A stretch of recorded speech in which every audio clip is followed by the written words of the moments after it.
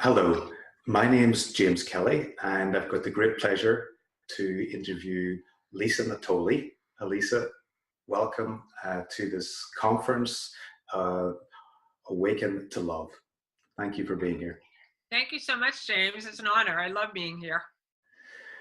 And Lisa is a teacher, a writer, and a healer.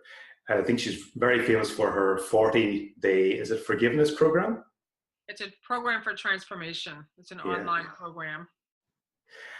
And so you can read more about Lisa below this interview on this page, but we're going to get right into the topic of awaken to love. I mean, are those words awaken to love, Lisa, are they something you use in your teaching in your life, or do they resonate with you in any particular way? Yeah, they totally resonate to me because that's really the whole journey, is that we've been sleeping. We've been sleepwalking through life, thinking we're awake. And when you're sleeping, there's a sense of suffering and sickness and sadness and depression, and we need to wake up. So we awaken to love, which is your identity. That's the truth of what we are. And it's a force, it's an intelligence, it's a power, it's a presence, and it's a light. It's a light that can heal, it can change any situation, it dissolves every problem. So to me, awaken to love is like my entire teaching, really, because when you awaken to the love that you are, that's when you begin to see the transformation. You see how changed your life becomes. But I'm guessing some people who may be listening to this aren't used to A Course in Miracle terms would probably argue with you and say, well, I'm not sleeping. You know, my life is real. I'm awake and I'm not sleeping in a dream. So, I mean, for those people, maybe A Course of Miracles isn't really their thing, but what would you say to, how would you, it's not that you want to convince people they're sleeping, but how did you realize even that you were sleeping? Well, you know you're sleeping if you're having an experience other than joy and peace. If your experience in life is feelings of anger, shame, guilt, blame, grievances, judgment, worry, overwhelm, and I never try to convince anyone of anything. And usually what I do is I really let the moment tell me what to say or not to say. And some people aren't ready to wake up. Like they're so deep in their story and their suffering that an experience of love would actually be more fearful for them. But for those who are ready, and everyone has that memory of love because that's what they are. So that's why we search. That's why so many people are buying all the self-help books and going to all these retreats and searching for their life purpose, searching for the right partner.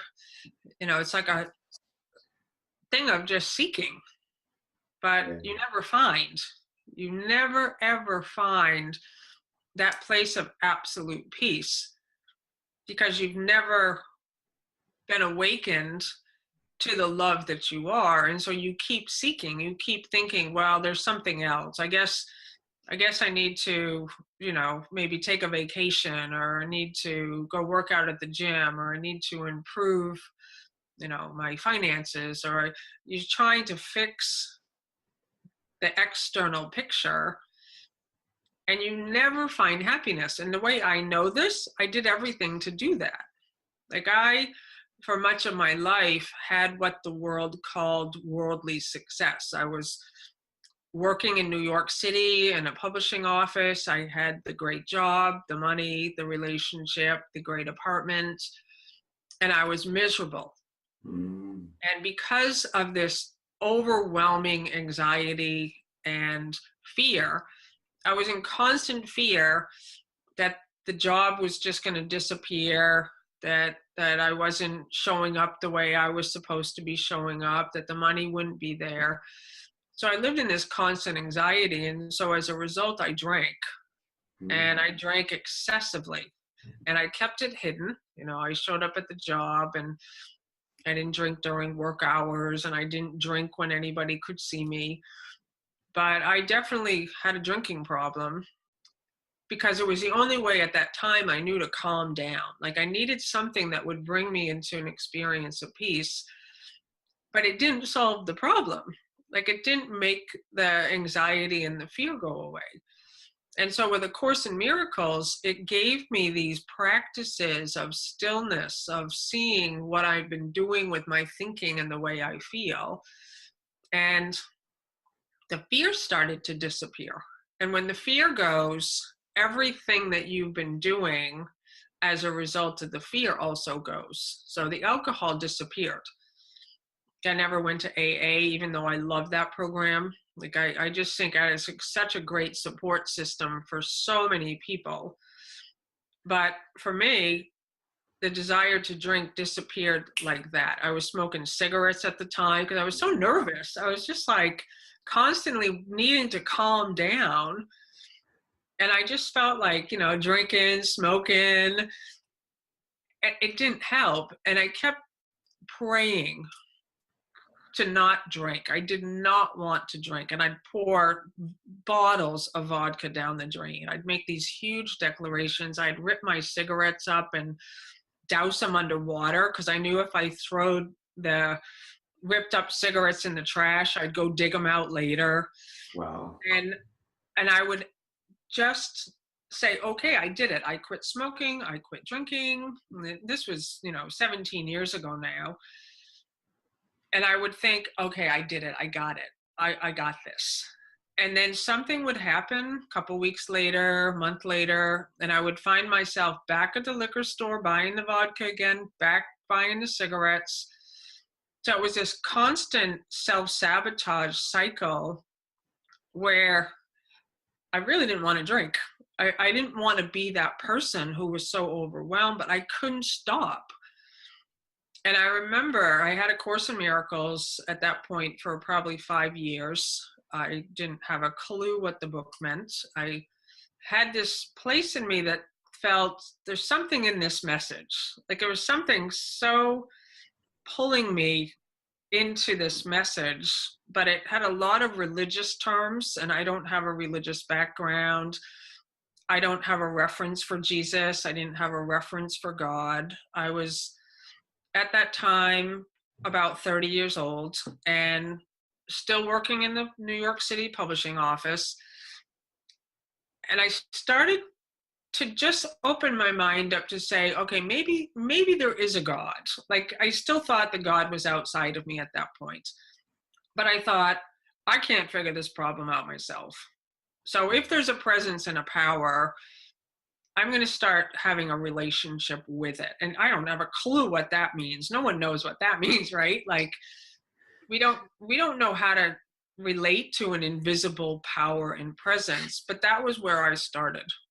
It was a place of just surrender. And for me, at that time, I actually stopped trying to quit smoking and drinking. I just thought, oh, well, I guess I'm just going to grow old. The relationship had fallen away at that point. I was okay, I guess, with maybe growing old and being an old lady who drinks and smokes. And I actually think that was how I quit drinking. Like, I think it was in the acceptance and to stop trying to fix it, change it, heal it. Like, it was just this like, okay. And then it just fell away. And I didn't actually know I was healed of alcoholism until a month later, when I was suddenly it was like, oh, I haven't thought about drinking or smoking in a month. And that was over 17 years ago. And so that's what it means to be sleepwalking. Like but there's that aliveness in there that wants to be free. I wanted to be free of the suffering. And I woke up to it. Like, it's like you wake up to this light, you wake up to this experience, and you just kind of allow it to take you. Like, that's how I have felt. It's just taking you on a journey, and you're just kind of going with it. I love what you're saying there. It's almost like when you give up trying or give up the seeking. A lot of people talk about when they give up seeking something, they find it. You know, some kind of like I guess when we're trying to wake up, maybe we can't, but we somehow give up the efforting and striving. Something maybe shifts inside because we maybe leave that openness there for that's taken up by all this striving and efforting and everything else, and there's something else can shift and happen when we accept. I love that story. And what I love especially about it is almost like you didn't know you were healed until about a month later when you went, oh, well, I don't have this desire for a drink. And it's kind of like, it feels so kind of natural and real. Yeah. Well, that's how it's been every step of the way. So I found A Course in Miracles in 1992. So that was quite a long time ago. And for a long time, it was purely intellectual. I was going to Course in Miracles groups. I was trying to understand what these words meant. And it says very clearly in the book, do not try to understand this message. It is not understandable. And I just thought, well, I'm like an A student. Like my whole life could master anything. I'm just somebody, like, you tell me it's not understandable, I will be the one to defy that. And I will show you it's understandable. And what I know to be true now is that message is not understandable, because it's like we live in, so I'm just showing you my hands here for anyone who's listening on the audio.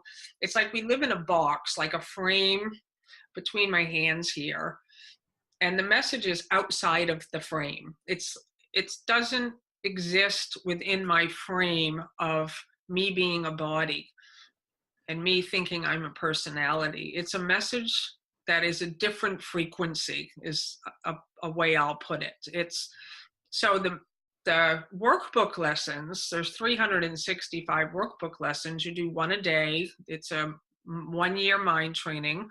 All you need is a copy of the book. You can buy it on Amazon. But my experience is that when you do the workbook lessons, for the moments that you're practicing, they take you outside of the frame to where the message actually is, and you vibrate there. And you don't have to understand what the message says, because it's not understandable. So when the workbook invites me to look around and just say the lesson, that lamp doesn't mean anything, that cup doesn't mean anything, that window doesn't mean anything. It's like I'm vibrating in the moment. Like it's the way it's felt to me, and I could be totally wrong about everything, but this has been my experience, is that just in doing what it says, when it says look around, when it says fill in the blank, when it says just think this thought, you just think that thought. What my experience is that it's vibrating, and I have a sense of it like changing me inside, like it's on a cellular level. It's like light going right through all my thoughts and all my beliefs of myself as a body, limited, and it changes you. And you don't really know how it's changing you until one day you're so totally, completely different, and you don't know when you changed. I don't know when I changed. I used to be a depressed person. I used to be totally anxious and overwhelmed and a doer and a striver and a seeker. I'm not any of those things anymore. Wow. And I don't know when exactly it happens. All I know is that I don't think the way I used to think. I don't live the way I used to live. The whole picture of my life has changed 100%. And it's exciting for me because it's available in a book. Like that's like a miracle that anybody could just go buy the book and do what it says and experience this for themselves. Yeah, I love the way you make it.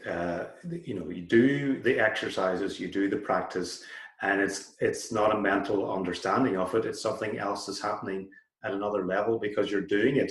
And as you say, the workbook just asks you to do it. But do you think then there's a lot of resistance to just do it? Because our mental thing is, oh, as you say, I want to understand it. I don't want to do it. I want to mentally think my way out of